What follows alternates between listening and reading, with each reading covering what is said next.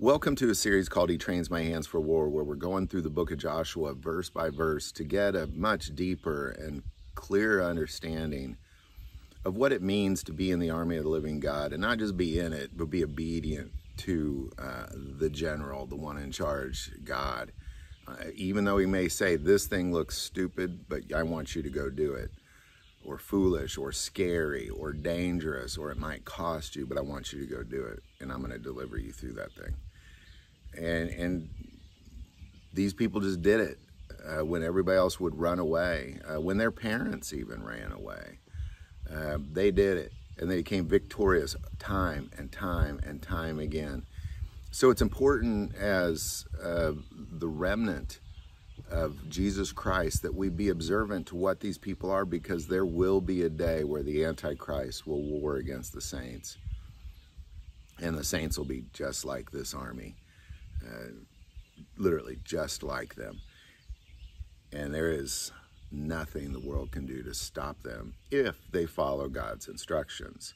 Even though the world army is the strongest army the world has ever seen, there's not, the Bible says the saints prevail for 3.5 years. So this is a big deal to follow this instructions. God's the same now as he was then. So what we've seen is they have crossed the Jordan River, and they get to the other side, and there's a lot going on. You know, hopefully you're not just jumping in on this episode because a lot led up to this. And what we're about to read today, you kind of have a better understanding of what took place before.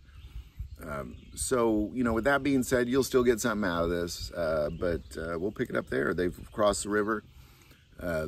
Then those who were born in the wilderness, which is pretty much the entire population of men, were not circumcised. So they had to be circumcised before they can go into warfare.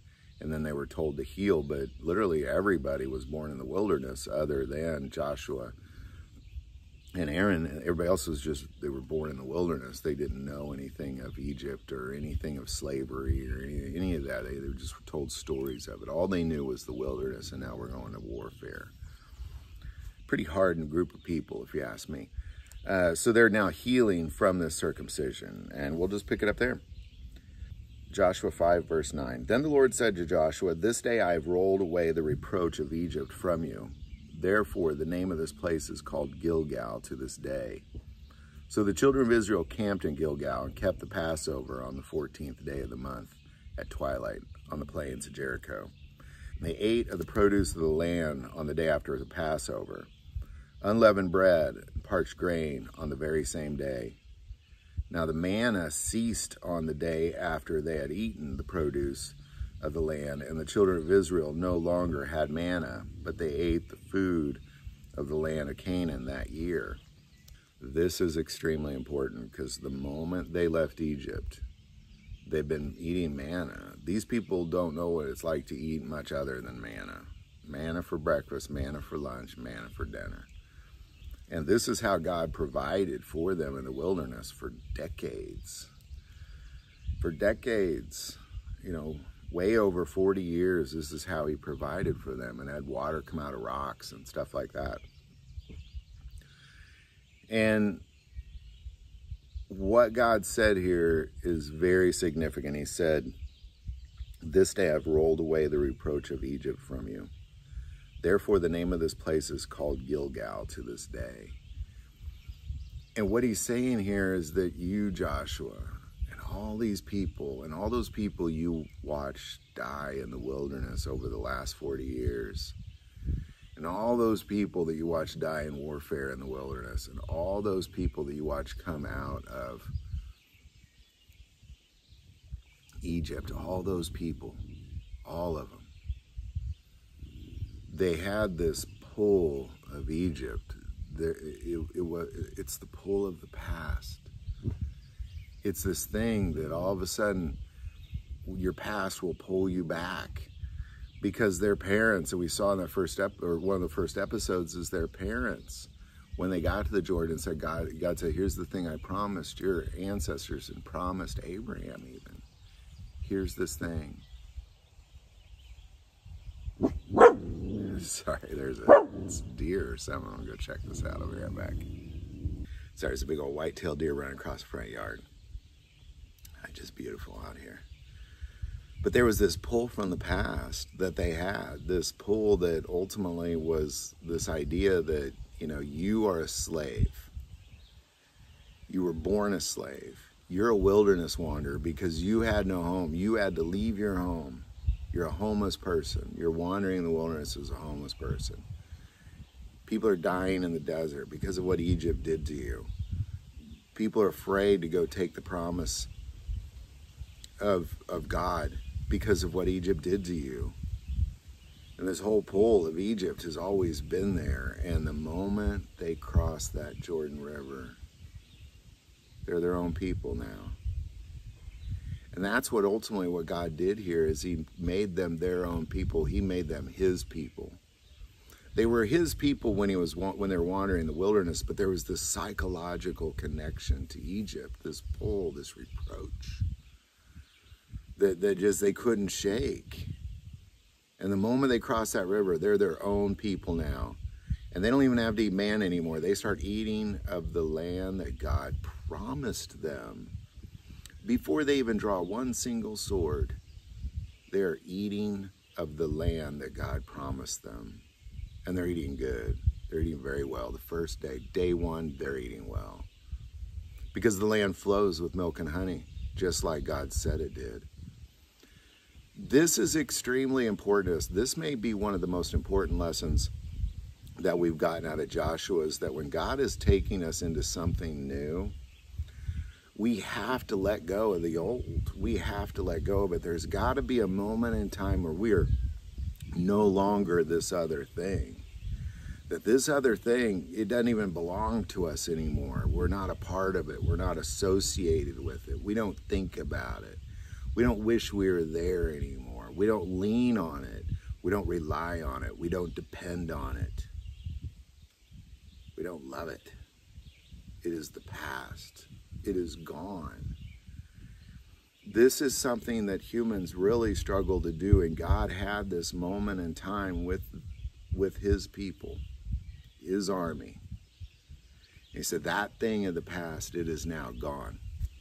This is you from this day forward. This is who you are.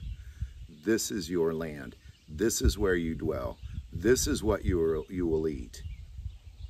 Look around, Joshua. This is who you are for the rest of your life. This is the land that I promised your people forever. Even though they got thrown out later on, they're back. It was the promise forever. And they're walking into it. And now we can even stare at them standing in it today. Because God said he would bring them back to it. Just like he said he'd bring them to it the first time, he brought them back to it again. It's this thing that he said, this past, this Egypt, this slavery thing, it is the past, and it is done, and it is gone. It is no longer who you are. You are this new thing. You are blessed by God.